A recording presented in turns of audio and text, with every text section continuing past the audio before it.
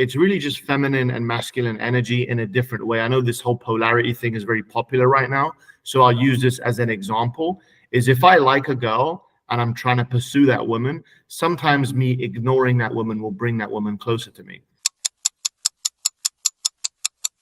Whenever you guys get someone on a call, one of the things that really should be in the back of your mind, or the front of your mind, is after the first few minutes, you're kind of making a very fast judgment on whether or not the probability of this is high or low to make an offer on that call and them closing. So if somebody's at 50%, it doesn't mean you can't take them to 100%.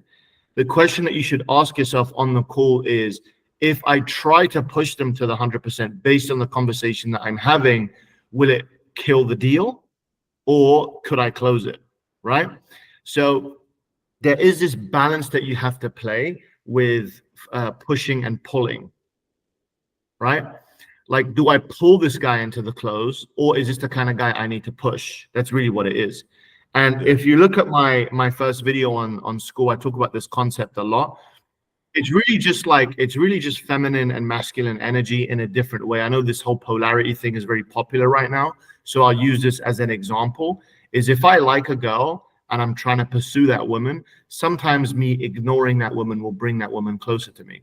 But some women, depending on who she is or where she is with me, she kind of needs me to push that woman, push her, so I can, move further with her in the relationship. So, but you have to kind of make a judgment. So let's say, for example, I meet a girl, and she's been traumatized, by another man in the past. Like, she's maybe close to, and I find this out from the interaction with her. Like, I can just tell she's very like, oh, well, no. She's very like guarded and all this. Usually like 90% of women have trauma, right? 90%. So I figure out that she has trauma from maybe someone who was aggressive in the past. And then this is kind of the same with us. There was a sales guy in the past that was way too aggressive.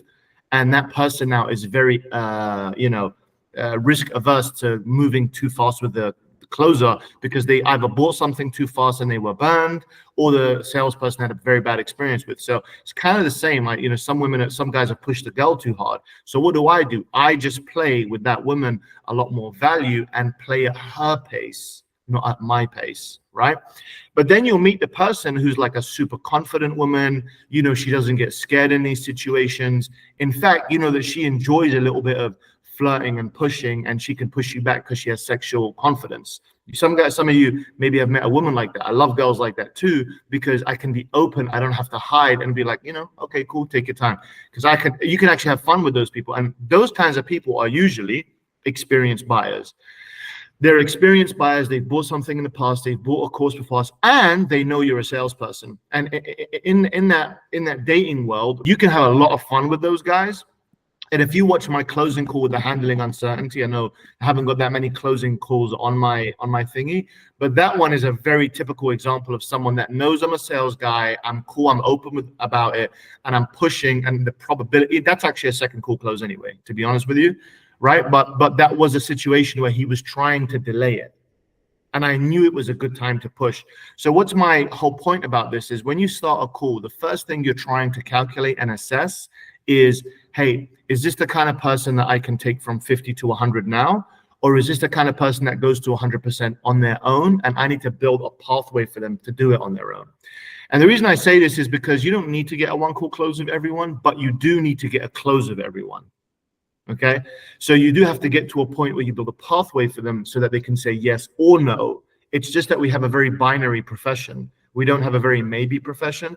The maybe stuff is like, it usually means like you made an offer and like, they're not feeling you. You're not really attractive to them, or, you're trying to, date a chick and they're not really feeling you, right?